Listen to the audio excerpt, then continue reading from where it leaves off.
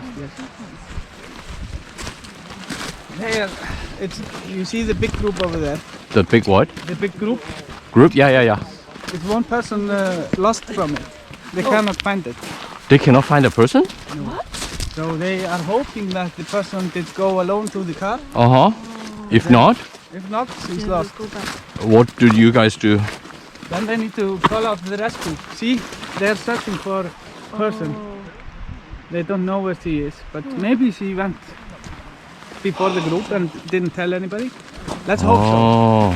Because it will be dark after 40 minutes.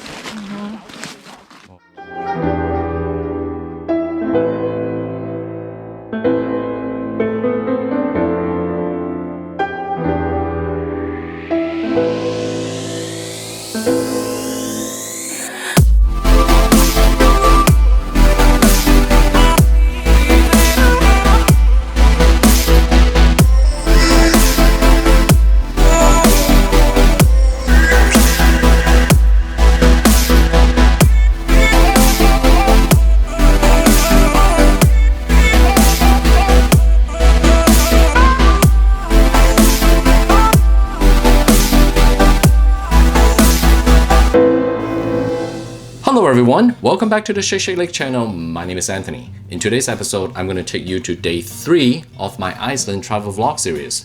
Now, if you haven't seen any of my previous episodes, I'll link them up here or down in the description below. Please go check them out, they're pretty cool. Now, before we get going, please help me out by clicking on the subscribe button below and the alarm bell button so that you get notified when the remaining of my Iceland vlog is released. This is also the most effective way to help out this very young channel. Every subscriber matters. Enough talking. Day 3, Iceland, let's go! Previously, on day 2 of our travel vlog, we ended our day by catching some northern lights at the Magma Hotel. So this morning, we started our day with a full breakfast buffet at the main building of the hotel. Oh, did I mention that the breakfast buffet is included in the room rate? Right after breakfast, we checked out of the hotel and headed straight to our first stop of the day, the Diamond Beach. Hi, I'm at Diamond Beach. Look at all the diamonds. Diamonds everywhere. You have two sides of Diamond Beach. One side is over here, and then you can cross the bridge, and then you go to the other side over there. So if you like waves, you want to catch some waves, picture of some waves, you want to go to the other Diamond Beach, but this one has a more less waves, and you have that river that runs down and you see iceberg flowing down, all kinds of weird looking iceberg, ice cube. So it's a must visit if you ask me.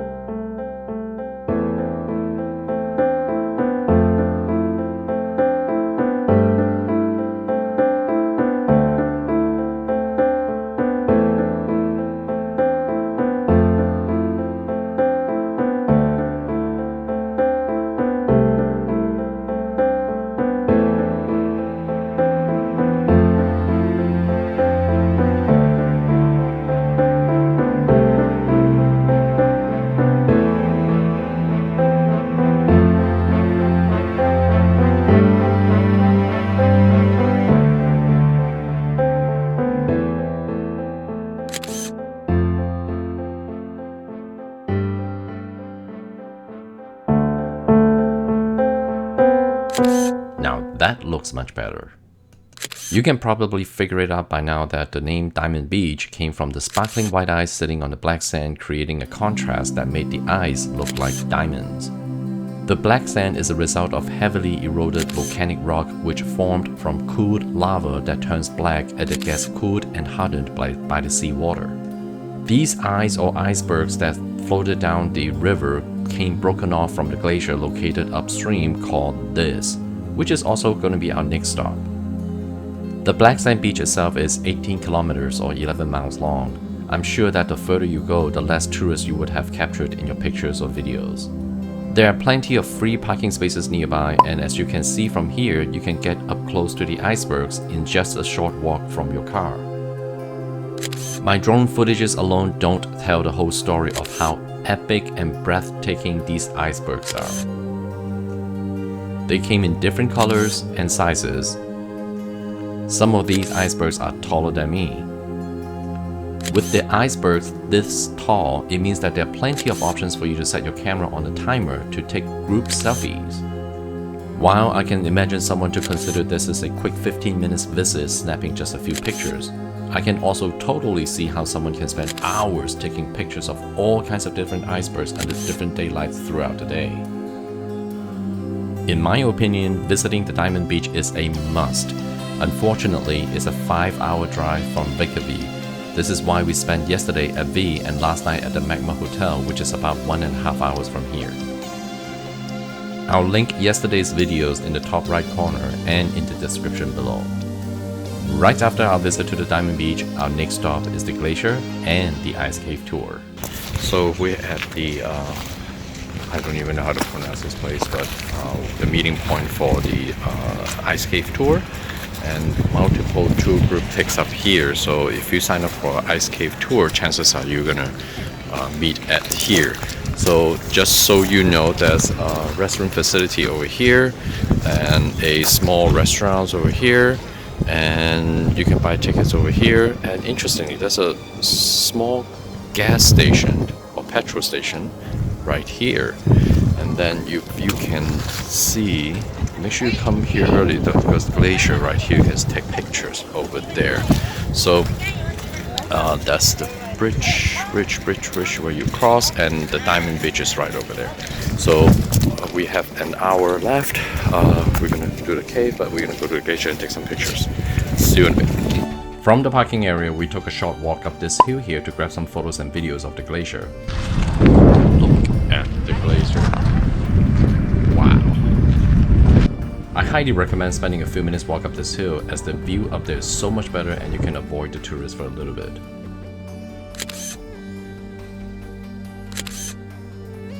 And just like many other major tourist attractions across Iceland, flying a drone is not allowed here. Okay. No drone, I get it. No swimming, that's just me. How could they not let people swim when it's such a good condition to swim? With a little bit of time left, we headed back to the cafe by the parking area to grab a sandwich and soup. We were lucky to get a table by the window, so we had a pretty good view while enjoying our lunch. Up next, it's time to meet up with our tour guide for the ice cave tour. The company that we chose is called the Troll Expedition. The package that we signed up for is called the Crystal Blue Ice Cave Tour. I'll link the website to Troll Expedition in the description below. It's just 20 minutes from 20 the minutes? From the lagoon. From the lagoon. Yeah. Okay. After a few minutes of driving on a paved highway, we turned left onto an off-road path and drove for another 15 minutes or so. Then we parked the Jeep and hiked for another 30 minutes or so before we arrived at the ice cave.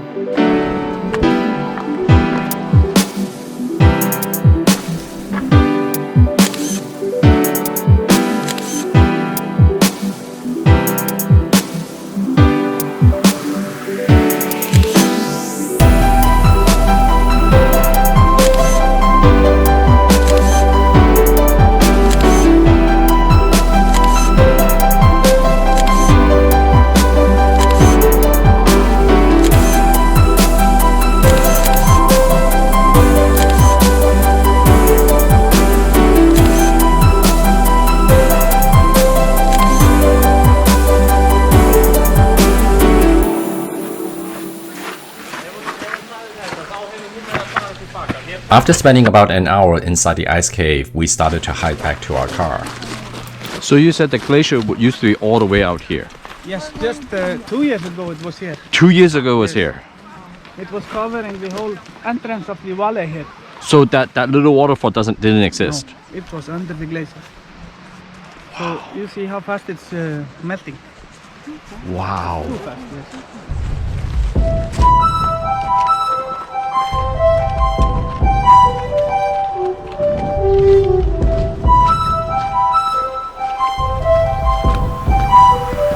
Oh, by the way, the missing person from the other tour group was found and she indeed walked back to her tour van on her own. It is a very unwise and irresponsible action, so please don't do that. After the shuttle dropped us back at the lagoon parking area, we drove about 2.5 hours back to V for dinner as there are a few more restaurant options. For tonight's dinner, we chose the Soup Company. Red hot lava soup.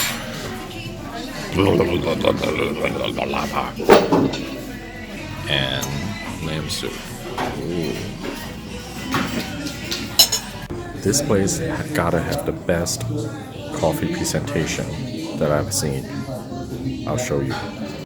Regular coffee, double espresso, 2 spoons, milk or cream, she said milk, and some brown sugar. After dinner, we drove for another 1.5 hours to our hotel for the evening.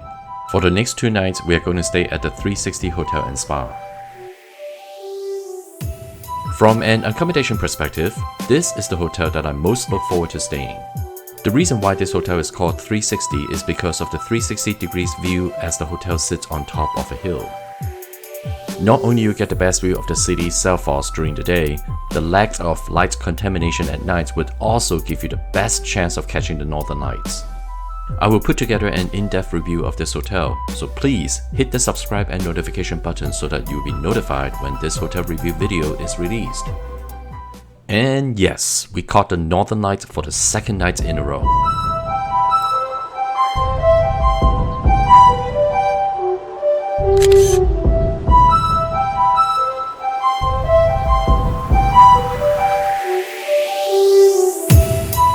I hope you enjoyed this day 3 of our Iceland travel vlog series.